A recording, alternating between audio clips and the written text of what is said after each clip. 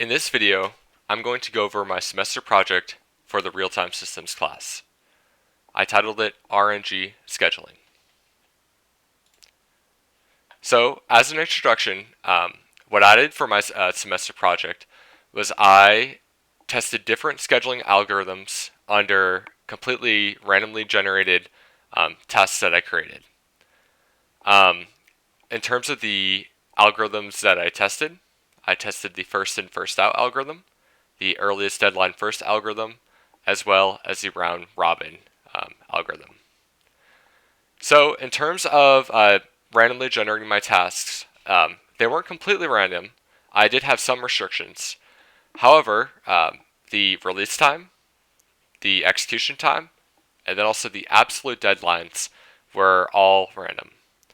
In terms of the restrictions, I made sure that each job in the task, its execution time was less than or equal to the job's absolute deadline. And I also made sure that the total execution time for all the jobs in the task was less than or equal to the total processing time given to each task. I also made it so that at most 5 jobs were in a task, and I use 120 total ticks. The tick amount doesn't really matter. And then the 5 jobs, I did that so that the randomly generated task didn't just go wild with the amount of jobs it was trying to fit in. And it added some structure and resemblance to what we might find in the real world. So, in terms of why I chose to do this, I wanted to find out which scheduling algorithm best represented the one-size-fits-all idea. So, let's just say in the real world, someone says, I have a real-time system where I don't know, like the tasks are pretty much coming in randomly and they're of random size, random length, etc. What scheduling algorithm should I use? And I wanted to find out of the different algorithms that we have learned throughout the semester, which one might be best. And I also thought it would be both fun and interesting. So I'm going to jump over to my code now. And I coded this in Python, and I first want to start at the constants page. So here, again, I declared whatever constants I was using. So I have max jobs, I have max ticks, which is 120, and then runs is the amount of times I run the simulation to get my data, and I chose 100,000 to get a good, sizable set of data. So next, I want to go into the classes file that I created in order to so you guys can see the structure what I used. So for the first class, we have a job. So this is where I create my jobs. It has things like its release time, its execution time, its absolute deadline, and then all the other statistics that I need in order to analyze what happened, as well as keep the simulation running. So these are its member variables. In its member function, I had a execute function, so that all my different scheduling algorithms would use this execute function. So that's how a job would execute. For my next for my next class, I had the task class. And a task was made up of, 0 to 5 of the job objects. So each task would be made up of, the amount of jobs is made up of. And then here, again, I have some member variables. We have our job list, jobs that are ready to execute, jobs that are complete, a variable stating whether or not the task is complete, and so on. In terms of the member functions, we have at the end of each run, it checks that the task is complete, because if it's complete, it doesn't need to run anymore. It checks this function updates jobs when they are complete, and then this function will add jobs to the ready queue when they are ready to start executing. For my last class, I have the algorithm data class, and this is just a class that I use to organize a bunch of variables that I collect data on each algorithm for, that we'll see in the main function at the end of the simulation here too. So in terms of my main file, I have in the main function, first I just declare my stat collecting objects that I'll be adding information to later on.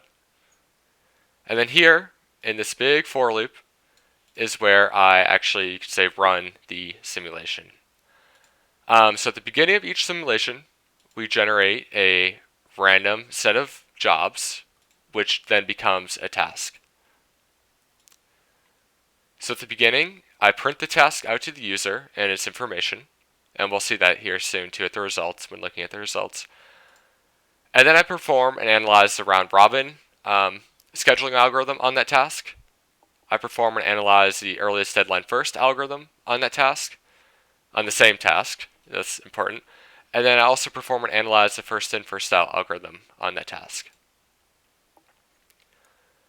And then at the end here, I print the algorithm statistics for all the tasks that it has ran over. And then just to go into a little bit of the other functions, this is a function I use to generate the jobs, the random jobs, but also according to my slight restrictions. And then we have the round robin scheduling algorithm. One thing to note is I did it with this round robin is, you could say, a smart round robin scheduling algorithm where it won't sit on jobs that I've already completed. So it won't.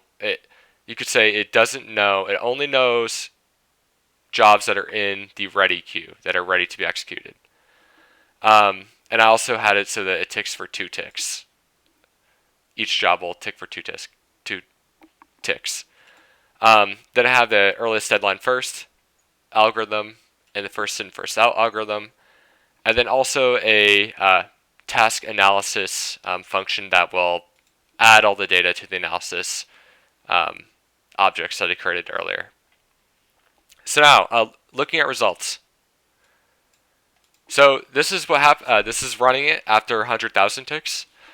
And the first thing to note that I found was really interesting, and at first I thought that I might have had a bug in my program, but after a lot of investigation, it doesn't seem to be the case. All the algorithms, especially in the RNG case, completed the same amount of tasks. So it seemed like whatever tasks that were created that were able to be completed did complete for all of them, and then a lot of them, out of the 100,000 different runs, probably 95% of them were impossible to actually complete. As we see here, 10,000 out of 100,000, that's about 10%, and that's what I found through changing the numbers, is that 10% with all these different scheduling algorithms were actually able to complete successfully. Now, one thing to note here, though, that is important, in terms of jobs completion, earliest deadline first, so they're all equivalent on task completion, but earliest deadline first was able to complete the most amount of jobs, followed by first in, first out, and then round robin last. Now, going into the average wait time, however, this is really interesting. Round robin had the lowest average wait time, which you might expect, and it also had the lowest average response time. And these are only, so the wait time was for all tasks that were included, and the response time was only for tasks that were able to be completed. So while round robin didn't do so great in terms of completing all the jobs, of the jobs it completed for the response time, they had the lowest response time, and then also for the jobs that, if your goal was to get some completion, that had the lowest wait time.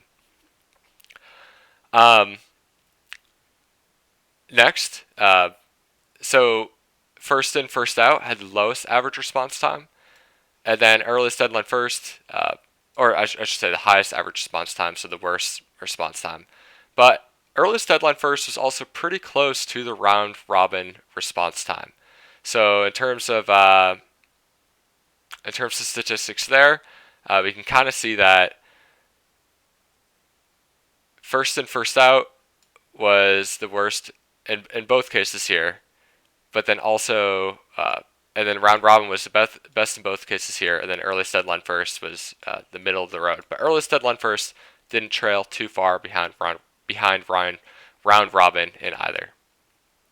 So up here, just for each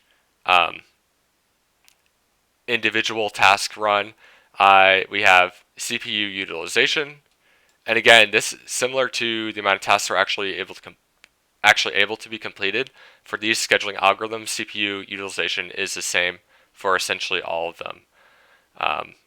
Now, what it is for each different time a task is run, because it's an RNG situation, it varies all over the board, but it is the same between the different scheduling algorithms. But here I list, okay, we have the different jobs in our task, their release time, execution time, deadline, and so on.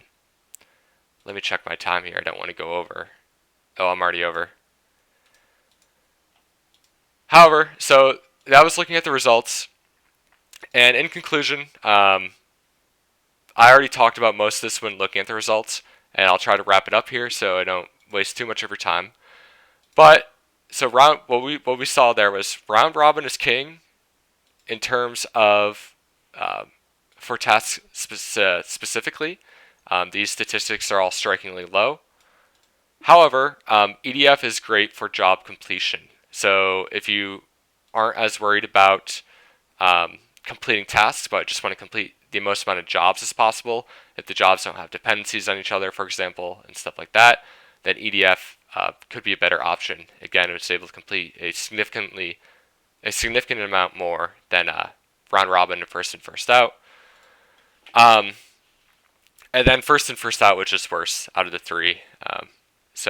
But in conclusion, with randomly generated tasks, there's very little discrepancy between task completion between the different algorithms, and then also CPU utilization. So round robin is king for tasks, the timing at least of it, and then earliest deadline first is great for actually completing the most amount of jobs as possible.